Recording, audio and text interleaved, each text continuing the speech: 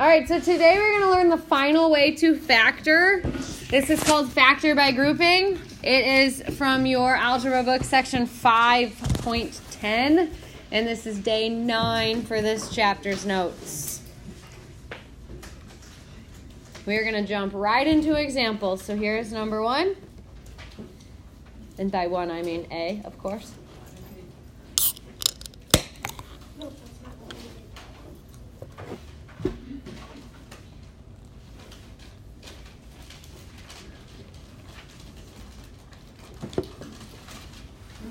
Okay, so factor by grouping is an interesting one. Factor by grouping is how we factor when there are 4 terms. So you always want to see, first of all, GCF. Right off the bat, always check GCF. Then look at how many terms you have. If you have 2 terms, try difference of squares. If you have 3 terms, try the MA bottoms up. If you have 4 terms, try grouping. Here is how you factor by grouping. You find the GCF of the first 2 terms.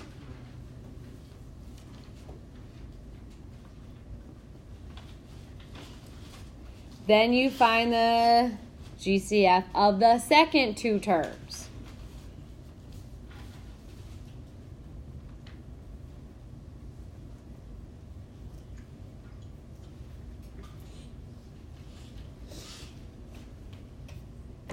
Then you factor that GCF out of the first 2.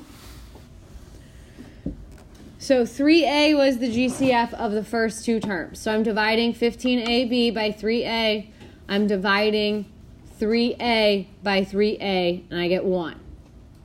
Now, you want to do the same thing in the back. I'm going to factor out the 2. It's a positive 2, so I'm going to write a plus. That leaves me with 5b minus 1. Here is the key to factor by grouping.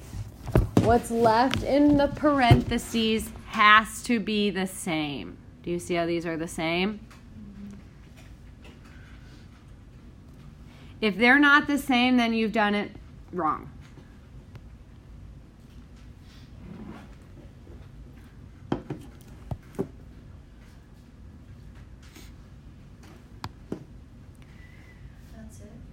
No. So what's in parentheses is one of your factors.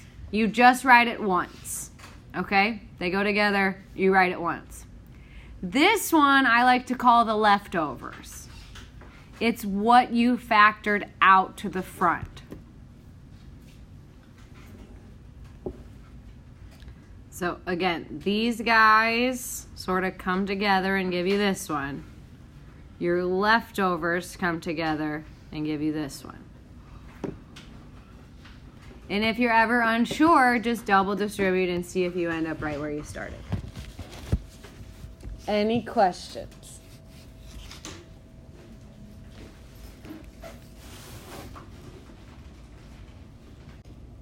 So 4 terms, I'm going to factor by grouping. I'm going to do one extra step at the beginning of this one. I think it helps you really see where these numbers are coming from. I'm going to group the first 2 terms. I'm going to group the second 2 terms. Everybody see that? Okay. What's the GCF for the first 2 terms? 2x to the second. So GCF is 2x to the second. So I am going to divide these both by 2x to the second.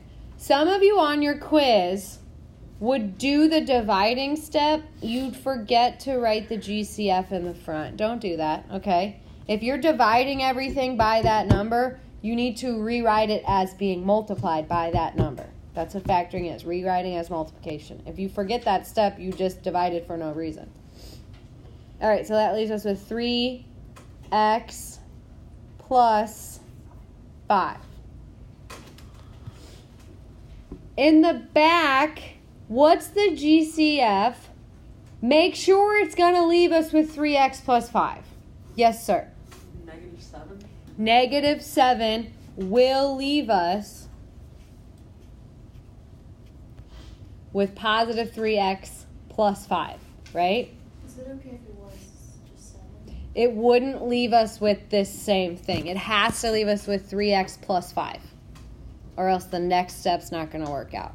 So it has to be a -7. So I have a -7, and then in parentheses, I have that exact thing that I need, right? The 3x plus 5. Do these match? Yes. They do. Write it.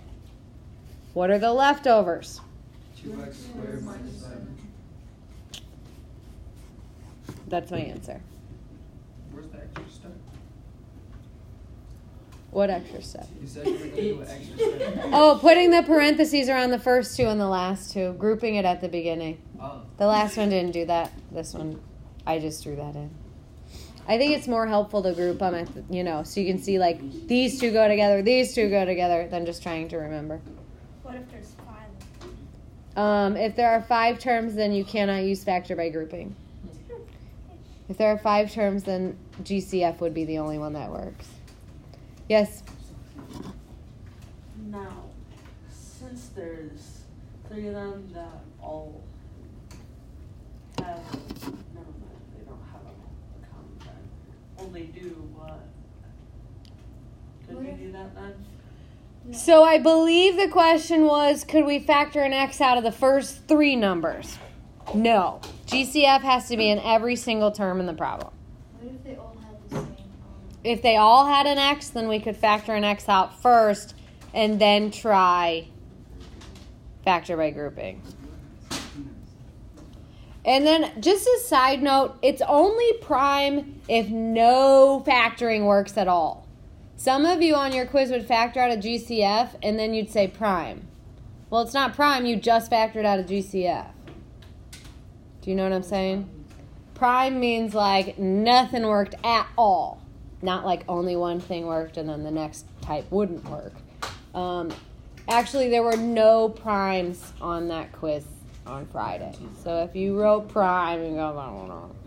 All right, any questions on this?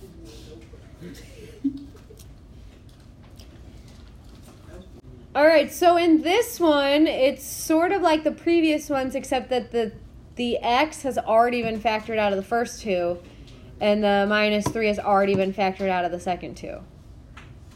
Do the parentheses match? Yes. Yes. So So you can go right for it. Y minus z in the first. What goes in the second? X minus 3. So that our answer. That is your answer. So this one, it's the same process, but the first step was already done. Will all of them be like that? What? Oh, well, what if they aren't the same? Since I put these. Then grouping doesn't work. If anytime they're not the same, most likely they're just off by a sign, and then just factor out a negative or distribute a negative depending on how it looks. Then factor it. I don't want to speak for a problem that I haven't looked at, but sounds like it, yes.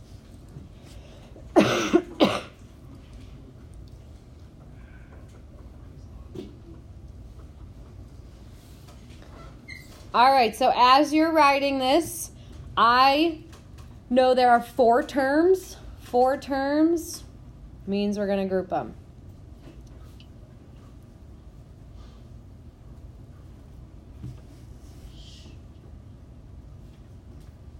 Technically, that plus sign that's more accurate.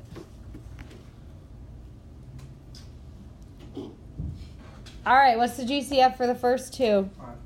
5p. So I am going to divide them both by 5p. I'm going to put a 5p in the front.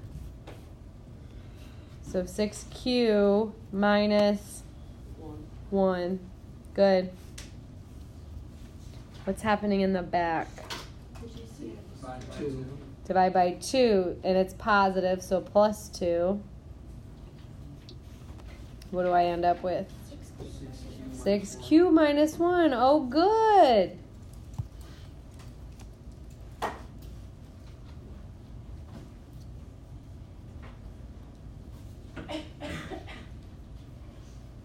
Then what? 6Q minus 1 times 5P plus 2. Perfect.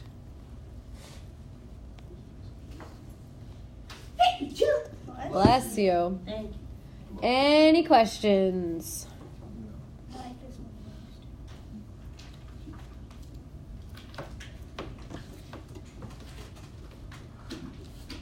most. Okay, someone just said it's already distributed, but it's wrong. I sort of agree. Do you have a thought? We have to rewind. Hold on, he's... You switch the 4 and the B around to where it's B minus 4 and make this ring B negative. So, you know the order back here is not right. Is that what you're saying? Yeah. Now, can we just change the order of subtraction? No. Subtraction is not what we call commutative. You can't just flip-flop the B and the 4. So you're right, that's what we need to do, but we can't just do it. We have to do it mathematically speaking. Any ideas how we would change the order of that? Do we have to go back? I don't know what you mean by go back. Like go back in time and rewrite the problem? What? Go back a step since it's already since the 5 and the 3B. Already. Oh, like distribute and then factor. You'll run into the same issue.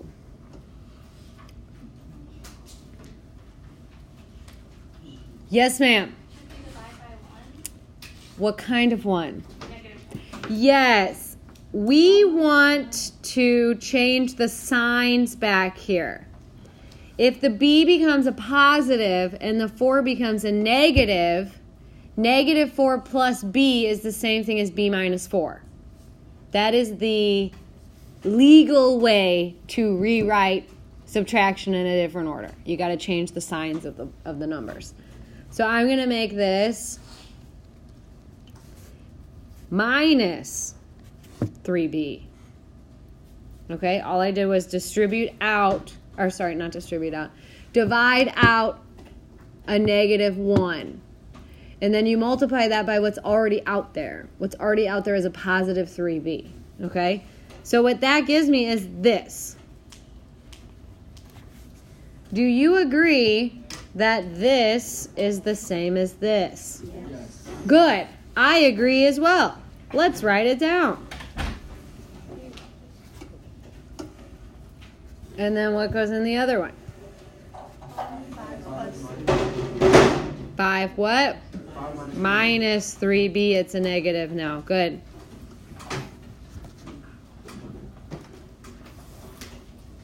So the way that it's written now, the first two don't have anything in common, right? Like if I group it like this, there's nothing I can do, right? There's no factors in the front. You could factor out a 2 in the back, but that's not going to do anything. So yes, do you guys have some thoughts? Can't you just rearrange it to keep the signs? Yeah, you can rearrange it as long as you keep the signs with the right terms, okay? The 21BY is negative. The 6AY is positive. The 56BX, that's negative. All right, you can't lose the sign. The term is that sign. Keep it with the sign, okay? I'm going to keep this guy in the front. Which one looks like it will have common factors with 16AX? Yes. The 6AY. Okay, so I'm just going to move this guy right here. All right, and then that puts my two negative terms right by each other, which is probably going to be a good idea.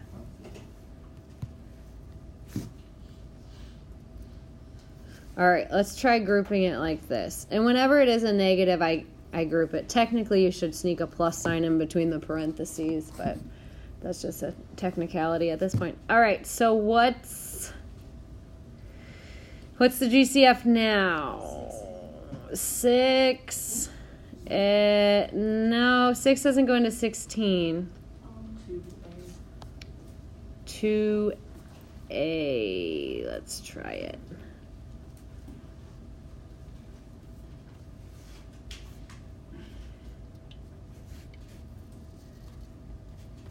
All right, so now I have 2A, and then I have 8x plus 3y. Okay. What can I do in the back? -7. -7b. Huh. What does that give me?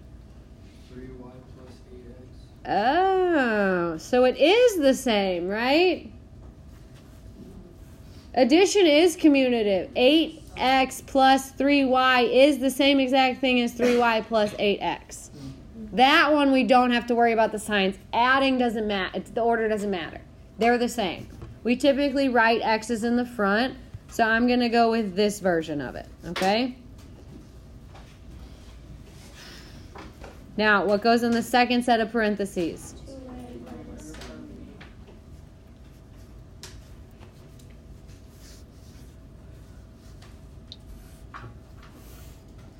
What are your questions?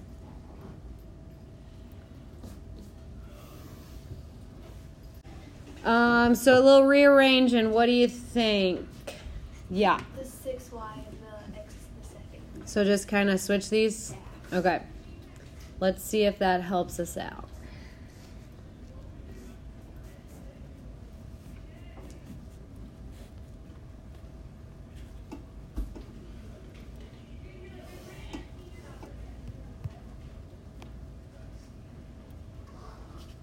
All right. So what are we going to do? Let's group them. What's going on in the front? Yes. X squared y. All right, so I have x squared y. That would leave me with y plus 1. Okay. In the back. 6y. Oh,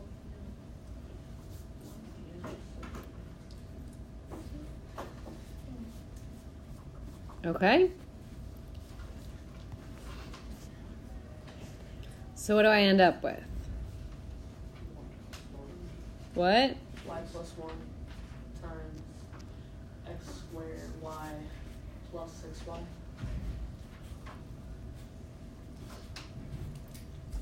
Okay.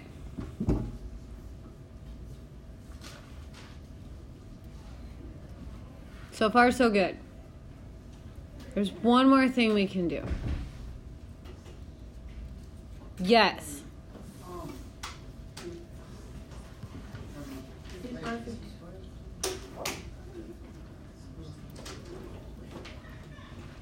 You said we had to factor out a y. From where? The back. Do you see how these both have a y? Yeah. You don't want that. You don't want common factors not factored out. Okay? If there's a common factor, it needs to come to the front.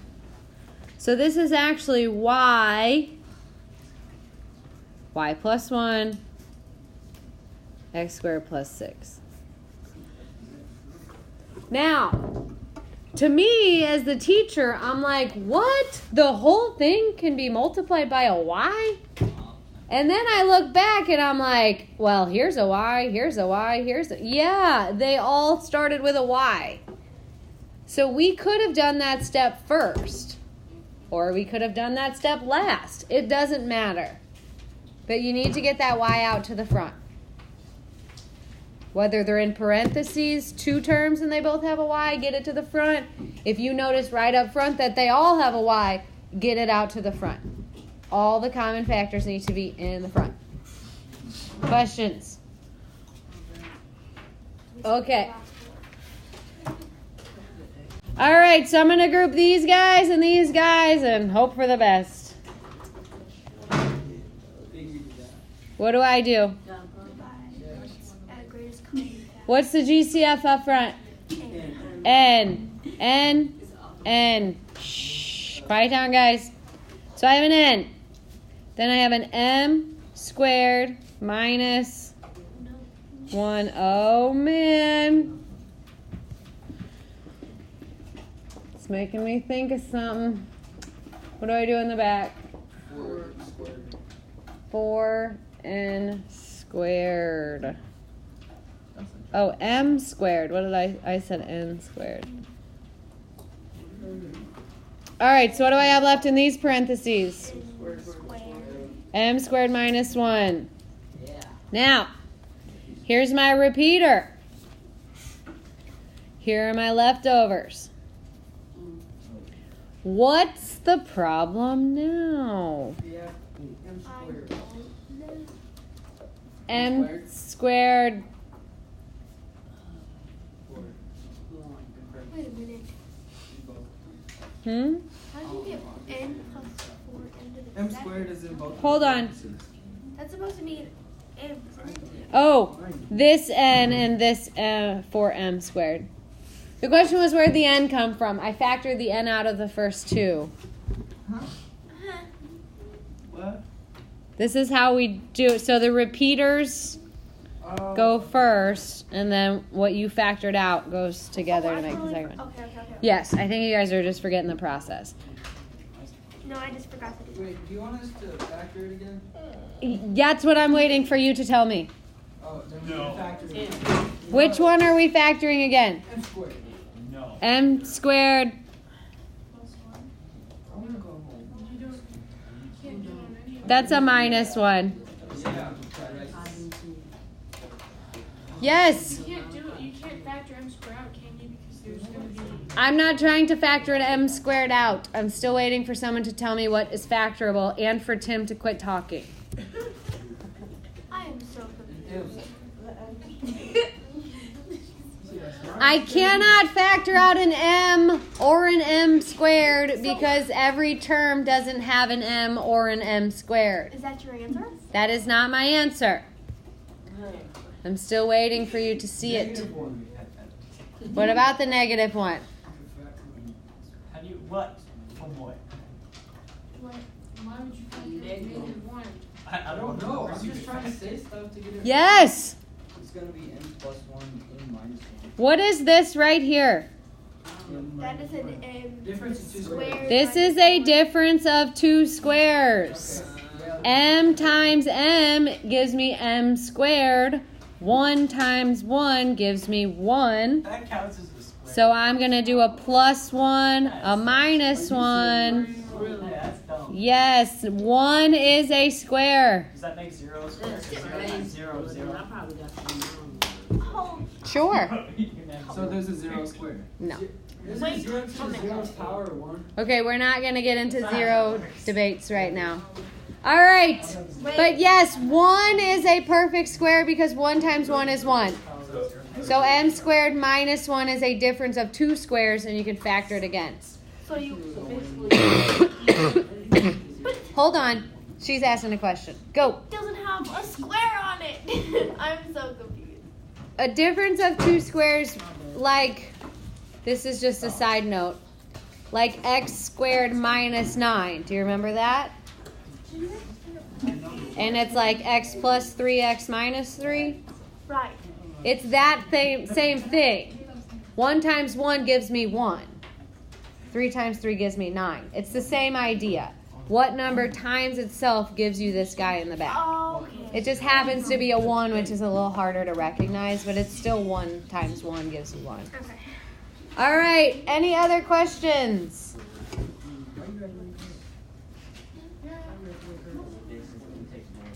Okay, I got it. Oops. We're going to make our own summary. What did we learn today? Factoring by group. Factoring by grouping. Good. All right, so if you're still confused about anything, you can write it on bullet point number 2. I encourage you to write yourself a sample test question down here so you can use it to study later.